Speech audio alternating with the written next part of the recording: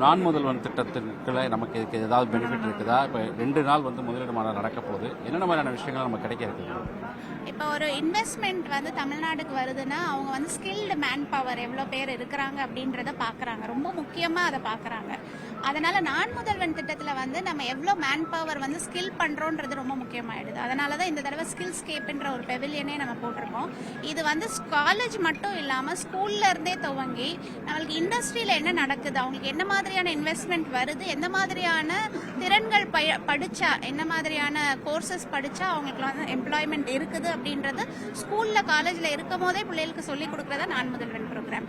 அதனால தான் இங்கேயும் கூட பார்த்தீங்கன்னா ஸ்டூடெண்ட் கார்பரேட் அம்பாசிடர்ஸ்னு ஒவ்வொரு காலேஜில் ஒரு ஸ்டூடெண்ட் நம்ம கூட்டிகிட்டு வந்திருக்கிறோம். என்ன நடக்குது இண்டஸ்ட்ரியில், என்ன மாதிரியாக பேசுகிறாங்க, இந்த பேனல் டிஸ்கஷன்லலாம் என்ன பேசுகிறாங்க, ஸோ எது ஃபியூச்சராக இருக்க போது. இப்போ ஏஐ பற்றி நிறைய பிள்ளைகள் தெரிஞ்சுக்கிறாங்க இன்னைக்கு.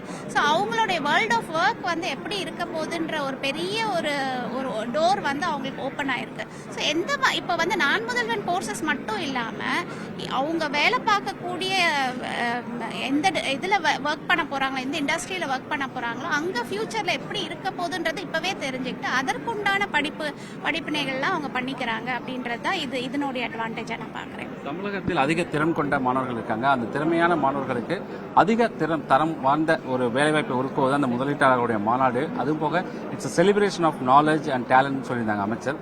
ஸோ அதுக்காக என்னென்ன விஷயங்கள்லாம் பண்ணப்பட்டிருக்கு? இப்போ நம்ம டெக்னிக்கல் ஸ்கில்ஸ், வொகேஷனல் ஸ்கில்ஸில் நம்ம தான் highest number of engineering colleges இருக்குது. அதனால தான் நம்மளுக்கு நான் முதல்வன் ப்ரோக்ராம் முதல்ல இன்ஜினியரிங் காலேஜில் ஆரம்பித்தோம். ஆனால் அது மட்டும் இல்லாமல் நம்ம நாலேஜ் எக்கானமியாகவும் நம்ம இதாக போகிறோம், நம்ம டிரான்சிஷன் ஆக போகிறோம்.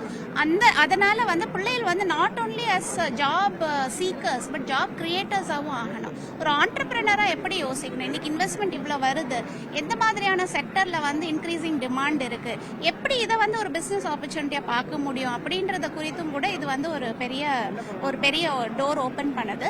பிளஸ் இந்த தமிழ்நாடை பொறுத்த வரைக்கும் நம்மளுக்கு network of educational institutions, centres of excellence, எவ்வளோ இன்ஃப்ராஸ்ட்ரக்சர் நம்மளுக்கு அவைலபிளா இருக்குதோ அதை வச்சு நம்ம எவ்வளோ பேரை நம்ம ட்ரெயின் பண்றோன்றது இன்வெஸ்டர்ஸுக்கு இதை நம்ம ஷோகேஸ் பண்ணக்கூடிய ஒரு பெரிய ஆப்பர்ச்சுனிட்டியா இருக்கு.